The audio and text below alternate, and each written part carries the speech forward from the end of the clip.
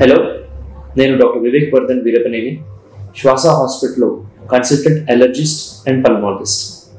ఈ వీడియోలో ఎలర్జీ గురించి మాట్లాడదాము.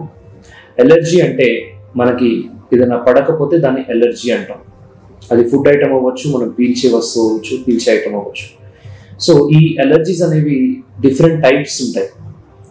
మనకి జలుబు రూపంలో బయటపడవచ్చు, తుమ్ముల రూపంలో బయటపడవచ్చు, కొంతమందికి చర్మం దురదలు రావచ్చు, ఇంకొంతమందికి దగ్గులాగా రావచ్చు, కొంతమందికి ఆయాసం రావచ్చు, కొంతమంది కళ్ళ దురదలు రావచ్చు, తలనొప్పి రావచ్చు, మైగ్రేన్ రావచ్చు, కడుపు నొప్పి రావచ్చు, మోషన్స్ అవ్వచ్చు. అంటే ఎలర్జీ అనేది డిఫరెంట్ ఏరియాస్లో మేనిఫెస్ట్ చేయొచ్చు.